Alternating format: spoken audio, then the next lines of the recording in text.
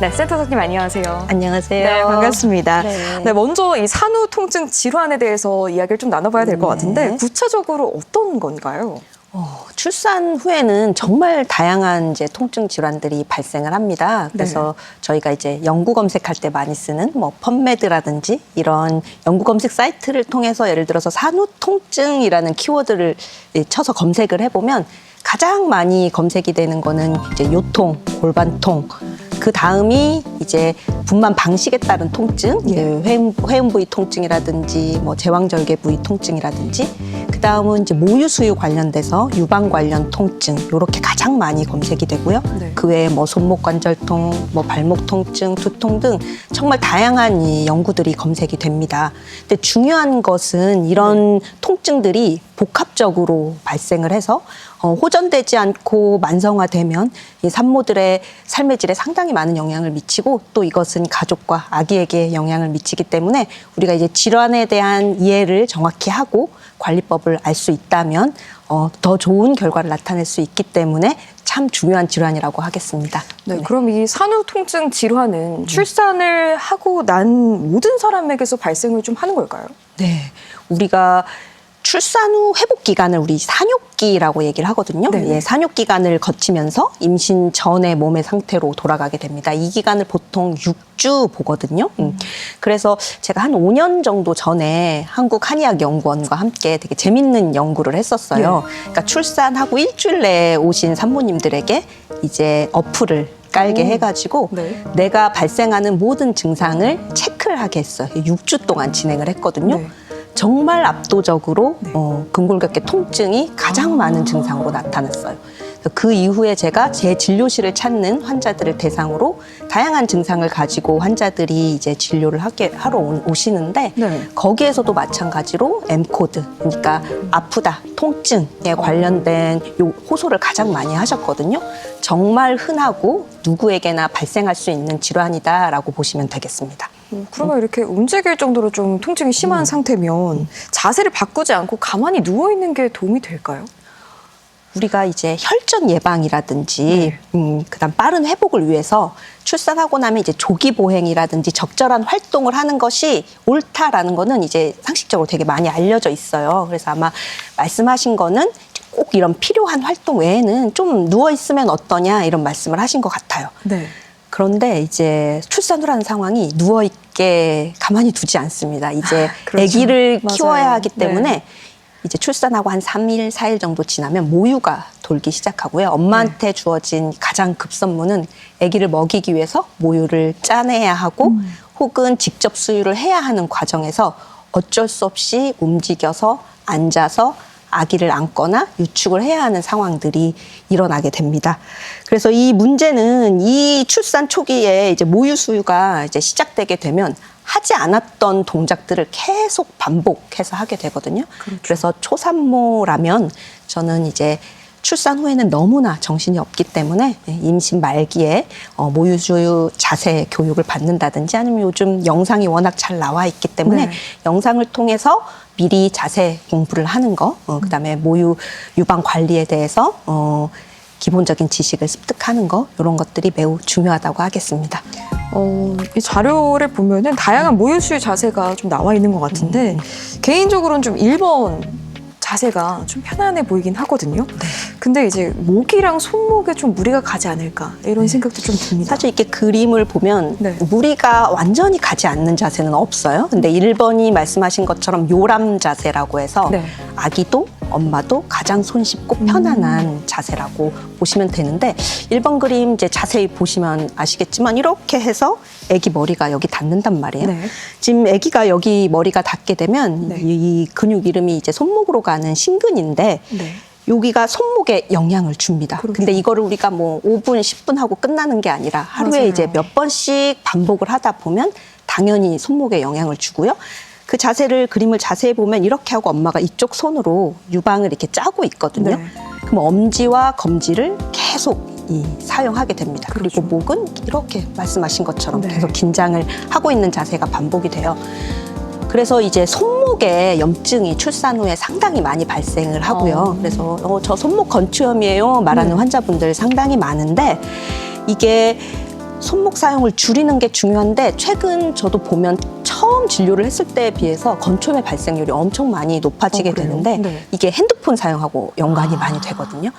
이제 엄마들이 아기를 잘 키우려고 하시다 보니까 이제 출산 후에 궁금증 많이 검색하시고 네. 또 지인분들에게 이제 많이 사진도 보내드려야 하고 네. 그래서 반복되는 이 자세 그다음에 엄지의 사용을 줄이는 게 가장 중요하고 아기가 머리 닿는 요 부분은 찜질이라든지 마사지, 그다음에 물리치료 받는 게 중요합니다. 그리고 손목은 아대를 사용해가지고 지지를 꾸준히 하시는 게 중요하고요. 근데 이게 염증인 것 같다. 치료가 적극적으로 필요하다라는 그 개입의 포인트는 이게 점점 악화되고 있다. 엄지 사용이 조금씩 힘들어지고 있다라는 치료 개입의 포인트가 보이면 적극적으로 의료기관을 방문해서 치료하는 것이 필요합니다. 이제 산후니까 아프겠지 하고 가만히 두시면 염증은 저절로 낫지는 않습니다. 또 이 출산 초기에 많이 붓는다고 하잖아요. 네네. 부종이 통증과 연관이 좀 있나요? 그러게요. 부종이 병은 아니잖아요. 그렇죠. 네. 근데 이제 출산하면 대부분의 산모님들이 붓습니다. 맞아요. 네, 뭐 네. 붓는 이제 의학적 원인은 여기서 이제 말씀드릴 부분은 아니긴 한데 우리가 보통 한 3, 5일째까지 이제 피크로 붓다가 점점 이뇨작용이 일어나면서 부종이 빠지게 돼요. 사람마다 붓는 정도가 다 달라서 다를 수 있는데 보통은 1, 2주, 심해도 2, 3주 이내에는 부종이 빠지는 것이 정상입니다. 그런데 부종이 있으면 기본적으로 아까 통증을 발생시키는 것들 중에 유방이 이제 막 모유 수유가 시작되잖아요. 유방 울혈이 빨리 해결이 되지 않습니다. 그래서 초기에 유방 울혈을 해결해서 아기와 바른 자세로 모유 수유를 하기 위해서는 초기 부종 증상이 같이 감약이 돼주면 유방 울혈도 점점 빨리 줄어들게 되고요. 그 다음에 부종 자체가 보통 하지로 많이 나타나잖아요. 네. 발목 통증을 조금 악화시키는 영향을 주기도 합니다. 그리고 대표적으로는 우리가 출산 후에 붓는 게 아니라 임신 말기부터 붓는 분들이 계세요. 그러면 임신 말기부터 손저림을 전혀 손저림이 없었는데 임신 말기부터 손저림이 나타났어요. 저 수근관 증후군 아닌가요? 하고 오시는데 저는 먼저 양측이 동시에 저림이 나타났을 경우에는 부종이 호전되는지 먼저 관찰을 하거든요. 네. 그래서 부종이 출산 후에 심해지면서 손저림이 심해지고 그럼 네. 당연히 지금 아기 보느라 손 사용이 많아지는 시기에 다른 통증 증상에 영향을 줍니다. 그래서 부종이 병은 아니고 반드시 빨리 부종을 해결해야 뭐 산후 회복이 빨라지는 건 아니지만 이게 복합적으로 다른 증상의 회복에 영향을 주기 때문에 수근관 증후군 혹은 그런 유사 증상이 같이 보인다거나 아니면 이렇게 다른 통증이 심해지거나 하는 경우는 저는 조금 더 적극적으로 부종 관리를 할 것을 권유드리고 싶습니다. 아, 그렇군요. 전북특별자치도에 또 산후치료와 관련해서 의료비를 지원하는 사업이 있다고 들었습니다. 네, 맞습니다.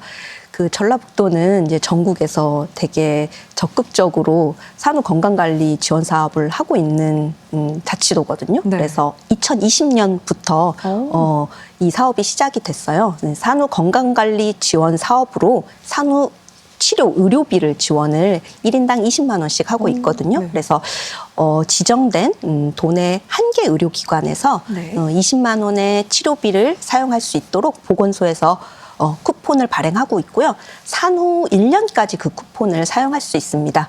그런데 제가 이제 산모님들 많이 치료하다 보니까 나중에 미루다가 더 아파지면 써야지 하고 이제 늦게 오시는 분들 계시는데 네. 치료 시점은 출산 초기 혹은 산육기 이내에 적극적으로 사용해서 시기를 산후 회복에 도움이 될 수 있도록 하시는 것이 더 좋다는 말씀 꼭 드리고 싶었습니다. 네, 지원 사업에 대해서 좀 이야기를 나눠보고 있는데 또 궁금한 게 모유 수유를 막 시작한 시점에 좀 한약을 복용하는 것도 도움이 될까요? 근데 아기에게 좀 무리가 갈 수도 있지 않을까? 제가 진료실에서 정말 많이 네. 듣는 질문이에요. 나는 내 몸을 위해서 한약을 먹고 싶은데 맞아요. 아기 모유 수유하는데 괜찮을까요? 이런 질문 많이 받아요. 그래서 결론적으로만 말씀드리면 임신 중 먹을 수 있는 한약, 출산 후 모유 수유 중 먹을 수 있는 안전한 한약에 대한 연구 결과가 다 나와 있기 때문에 네. 마음 편히 안전하게 드셔도 됩니다라고 말씀을 드리는데요. 네. 조금 더 이제 부연 설명을 드리면 우리가 양약도 마찬가지고 한약도 마찬가지인데 네. 사실 임신 중이나 출산 후에 사람을 대상으로 아기를 대상으로 연구가 연구가 진행되기 사실 불가능합니다. 그런데 이제 약물 역동학적으로 연구를 진행해서 그 안전성에 대한 기준을 다 마련을 하거든요. 그렇기 때문에 우리가 임신 중 출산 후에 사용하는 약들에 대한 기본적인 연구들은 다 돼 있습니다. 근데 산모님들이 이제 저한테 오셔서 제가 이런 양약을 먹고 있는데 한번 이렇게 이 제약회사에서 나온 이 안내지를 봤더니 수유부 금기라고 돼 있어요. 이거 먹어도 되나요? 이 질문 되게 많이 받아요. 네. 그런데 우리가 이제 기준으로 삼는 것은 국제 모유수유학회에서 아까 약물 역동학을 근거로 해가지고 정기적으로 발행하는 기준이 있고요.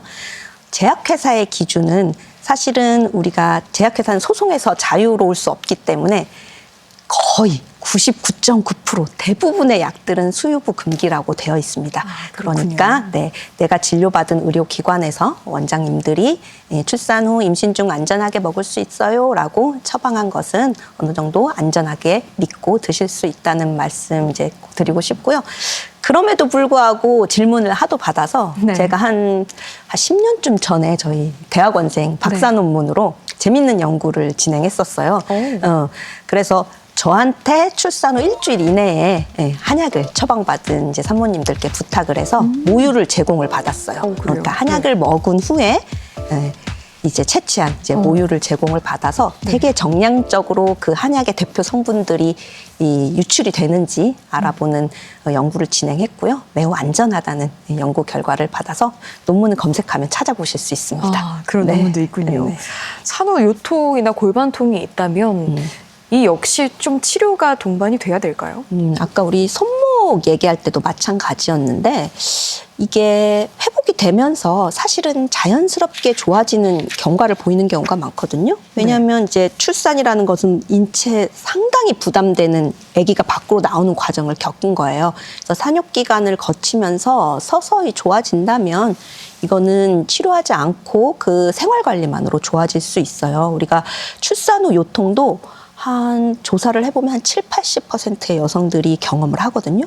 그런데 6개월 이내에 사라지는 경우들이 대부분이에요. 근데 또 다른 연구에 따르면 만성 요통을 겪고 있는 갱년기 이후의 여성들의 요통이 어디서 시작됐느냐를 또 조사해 보면 임신 출산 때가 그 시발점인 경우들이 많이 있거든요. 그러면 대부분은 좋아지지만 이게 만성화로 지속되는 경우들이 있다. 그럼 누구는 치료해야 되고 누구는 치료하지 말아야 되냐? 6개월 이후면 당연히 좋아질 거야. 뭐 산욕기 이후면 당연히 좋아질 거야가 아니라 그 경과를 보시는 거. 차츰차츰 나아지고 있느냐 요거 체크하시는 거. 그리고 생활관리와 다 간단한 우리 진통제 정도만으로 관리가 된다면 지켜보셔도 무방합니다. 평소에 골반이 틀어져서 아프다, 골반 이제 교정을 해야겠다 이런 말을 좀 자주 하잖아요. 실제로 골반 교정 치료가 좀 필요해요. 출산 이후에요. 이제 골반 이완에 대한 얘기 자꾸 드렸는데 출산 후 교정 치료는 사실 일반적으로는 하지 않는 게 원칙입니다. 우리가 출산 과정 혹은 임신 과정을 거치면서 골반이 조금씩 이완이 되잖아요. 그렇기 때문에 이제 혹자는 이완이 돼서 이때 교정 치료를 해서 틀어진 걸 잡아야 된다라고 하는데 사실 이때 잘 교정이 되지 않습니다. 늘어나 있는 상태이기 때문에 그리고 잘못 교정을 하면 요게 또 악화될 수 있는 요인이 있기 때문에 결합이 분리됐다거나 정말 극심한 통증이 있거나 하는 경우는 저희가 근막 추나라고 해서 필요한 기법들이 있어요. 그런 경우는 저희가 직접 추나 치료를 하거나 의뢰해서 담당 교수님께 의뢰해서 치료를 받는 경우들이 간혹 있기는 하기 때문에 뭐 출산 후에 절대 교정 치료는 안 돼, 이건 아닌데 흔히 환자들 보시면 이제 관리받는 곳에서라든가 이제 마사지 받는 곳에서 골반이 틀어져서 아프대요. 요것 때문에 아픈 거래요. 그래서 교정을 해야 된다 그래서 제가 일로 와봤어요라고 말씀하시는 경우들이 있어요. 근데 지금 아픈 이 통증의 직접적인 원인이 이 골반 교정으로 인해서 해결되는 것은 아니다. 그렇기 때문에 보편적으로는 틀어진 골반을 출산 후에 반드시 교정해야 한다. 이거는 맞지 않는 말이라고 보시면 되겠습니다. 그렇군요. 지금까지 이제 산후 통증 질환의 대표적인 증상, 요통, 골반통, 분만 방식에 따른 절개 부위 통증, 모유 수유와 관련된 통증까지 좀 알아봤는데 그렇다면 그 외에도 다른 통증이 있을까요? 그러니까 저 교수님 막 온갖 통증 다 말씀하네 이렇게 하실 수 있을 것 같아요. 근데 오늘 이제 우리가 이런 통증을 알아보는 되게 중요한 거는 출산 후에 다양한 통증들이 복합적으로 나타난다는 거예요. 그래서 산모님들을 괴롭히고 이게 피로와 우울까지 영향을 준다는 게 중요하기 때문에 우리가 이게 한 걸음 뒤에서 보면 이해할 수 있는 게 막상 내 증상이 되고 내 가족 증상이 되면 이거 산후풍이야, 못 고치는 거 아니야, 이런 생각들을 많이 하고 진료실에 오시거든요. 두통의 대표적인 원인은, 산후두통의 대표적인 원인은 잠이 부족해서입니다. 그래요? 그래서 사모님들에게 이제 남편분들이 뭐 드시고 뭐 먹고 싶어 이렇게 말하면 잠 먹고 싶어 이렇게 말씀을 하신다고 하거든요. 그래서 수면 부족으로 이제 두통이 생기는 게 가장 많고요. 네. 당연히 아까 말한 이 요람 자세, 이런 자세로 인해서 목 어깨 긴장이 되면서 이제 두통이 생겨요. 그리고 애기본이라고 너무 이제 후다닥 밥을 먹다 보면 이 소화가 안 되면서 두통이 생깁니다. 그리고 이제 손목 발목 이제 아파서 오시는 부분 중에 이제 건초염이 생기고 염증까지 생기는 경우는 염증을 치료해야 되지만 대부분은 이렇게 아기를 안으면서 우리 깨끔발이라고 하죠. 이렇게 네네네. 깨끔발을 해요. 우리 뭐 깨끔발 잠깐 하면 뭐 아프겠어요? 안 아프죠. 근데 우리가 깨끔발 할 일이 평상시에 없거든요. 잘 없죠. 잘 없죠. 맞아요. 근데 아기를 낳고 나서는 하루에 수십 번씩 그걸 하는 거예요. 그래서 제가 두 발을 땅에 붙이세요 이 말씀 드리거든요. 네. 그리고 안 아팠던 무릎이 이제 아파지기 시작하면 이제 우리 젊은 이제 20, 30대 여성분들이 갑자기 내가 무릎이 아파 하면서 깜짝 놀라게 됩니다. 그래서 무릎이 아프는 대표적인 원인은 우리 짝다리라고 하죠. 한 다리로 막 아기를 힘을 줘서 얼러서 그렇거든요. 이제 짝다리로 이렇게 얼러서 그래서 제가 이것도 두 다리에 힘을 똑같이 줘서 서세요 이렇게 말씀을 드려요. 이제 별게 아닌데 이런 지시를 계속 말씀드리는 이유는 네. 오늘 이제 내용의 포인트이기도 한데 이런 다양한 산후 통증 질환들이 하나씩 쪼개서 보면 이유들이 있는 거거든요. 그래서 이렇게 내가 질환을 이해하고 있으면 불안도가 떨어지고요. 네. 하나하나 질환을 어떻게 해결할지 알게 되면 이제 우울, 피로 이런 것들이 이제 줄어들게 돼요. 그래서 우리가 단순히 산후풍이야, 이거는 못 고칠 거야, 아니면 혹은 뭐 6주가 지나면 나을 거야, 100일이 지나면 나을 거야, 이게 아니라 내가 갖고 있는 이런 증상들이 다 이유가 있는 거고 이걸 어떻게 관리하는 것을 알아야 내가 건강한 출산 후에 삶을 보낼 수 있다는 걸 제가 환자를 보면서 너무 많이 봤기 때문에 네. 그런 부분 꼭 말씀드리고 싶었고요. 이제 좌식 생활을 우리가 많이 하잖아요. 맞아요. 쪼그리는 자세로 기저귀를 갈아요. 이제 우리 머리 떠올려 보면 기저귀를 어떻게 갈지, 그리고 집에서 목욕을 어떻게 시키나요? 네. 이런 것들이 사실 집에서 해결되지 않으면 제가 아무리 적극적으로 치료를 해도 계속 쪼그려서 깨끗 발로 기저귀를 갈고 쪼그려서 아기 목욕을 시키는데 그렇죠. 허리와 무릎과 발목이 이제 나아지지 않죠. 근데 그 자세로 인해 내가 아프다는 걸 인지하지 못하는 경우들이 있어요. 그래서 생활관리법, 그다음에 악화될 때는 적극적으로 치료하시는 거, 이 두 가지가 정말 중요하다고 볼 수 있겠습니다. 이렇게 설명을 들으니까 그 모든 증상들이 다 이유가 있다는 걸 좀 깨닫게 되는데 이건 좀 많이 질문 들어보셨을 것 같아요. 출산 후에 찬물을 마시면 이가 시리고 아프다. 아니면 뭐 찬바람을 맞으면 산후풍이 생긴다. 이런 말들이 좀 있는데 실제로 사실인가요? 뭐 일부는 맞고 네. 일부는 이제 틀리기도 한데 이제 과거에 잘못된 조리법들이 많이 있었어요. 근데 이제 현실에 맞게 이제 많이 교정이 됐는데요. 사실은 아까 인대의 이완이라는 얘기 되게 많이 말씀드렸어요. 그러니까 임신과 출산의 과정은 인대가 좀 늘어나게 할 수밖에 없습니다. 근데 우리 이도, 치주 인대로 연결이 돼 있기 때문에 건강하고 젊고 원래 인대가 튼튼했던 분들은 이러한 과정을 통해 얘가 흔들릴 만큼의 인대는 아닙니다. 원래 조금 치아 상태가 안 좋았거나 인대가 약했다거나 하는 분들은 이 인대가 이완되면서 마찬가지의 영향을 받게 됩니다. 그러면 너무 차갑거나 너무 뜨겁거나 하는 자극이 인대에 가해질 수 있거든요. 차갑고 따뜻한 것뿐만 아니라 너무 딱딱한 음식. 그러니까 내가 느꼈을 때 불편함을 느낀다? 그거는 맞아요. 그거는 조심해야 되는 분들이 맞아요. 그래서 늘어났던 인대들이 시간이 지나면서 조금씩 회복이 되고 체력이 회복되면서 예전의 몸 상태로 돌아갈 때까지는 내가 이런 증상이 내 몸에서 느껴져 하는 거는 본인이 제일 잘 알거든요. 조심해야 되는 게 맞고 나는 아무렇지 않은데 막 나는 아이스 아메리카노 네. 먹고 싶은데 절대 먹으면 안 되고 이런 거는 절대 아니에요. 그래서 찬바람을 맞는다 이런 개념도 네. 과거에는 사실 기저귀 빨러 밖으로 나갔어야 됐고 화장실도 막 밖으로 나갔어야 그렇죠. 되잖아요. 출산하면서 출혈도 많고요. 그다음에 모유 수유하면서 엄마의 혈액이 사용이 되는 거거든요. 그러니까 엄마의 물 성분들이 많이 빠져나가요. 그래서 엄마의 진액이 부족해지다 보면 쉽게 위로 땀이 나고 땀은 내 체온을 또 뺏어가거든요. 네. 그러니까 추웠다 더웠다 하는 체온 조절이 잘 안 되는 증상이 출산 후에 잘 생기는 게 맞습니다.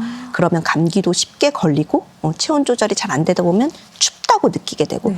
근데 그 춥다고 느끼게 되면 엄마들이 또 보일러를 켜서 온도를 높이거든요. 온도를 높이면 땀이 더 나겠죠. 맞아요. 그럼 다시 또 체온을 뺏기고 이게 악순환이 돼요. 그래서 과거에 과보원했던 조리 방법은 잘못됐다는 게 워낙 이제 잘 알려져 있음에도 불구하고 아직도 불을 올리시는 분들이 많은데 그러면 그 추위가 왜 생겼는지 과거에 이렇게 과보원하려고 했던 거는 밖을 못 나가게 하기 위해서 그랬을 것이다라는 왜냐면 왜 그 조상님들이 그랬을까를 제가 분명히 똑똑한 우리 조상님들인데 생각을 해보면 다 그 이유가 있어요. 그래서 그 이유를 따라가 보면 이렇게까지는 해도 되겠다, 이렇게까지는 하면 안 되겠다가 보이는데 그래서 사실은 현대와 맞지 않는 것들이 많지만 아까 골반 이완이라든지 체온 조절이 출산 후에는 일시적으로 잘 되지 않는 기간이 있다든지를 이제 생각해 보시고 적절하게 조리를 하는 것이 맞다고 생각합니다. 네.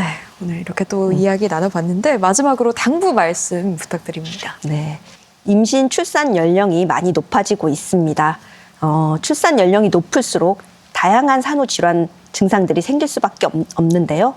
우리가 이를 대처할 수 있는 발생 원인을 알고 관리법을 알 수 있다면 누구나 건강한 출산 후의 삶을 보낼 수 있습니다. 네, 이 시간에는 한방부인과 전문의 이은희 센터장과 함께 산후 통증 질환에 대해 알아봤습니다. 네, 센터장님 오늘 말씀 고맙습니다. 감사합니다.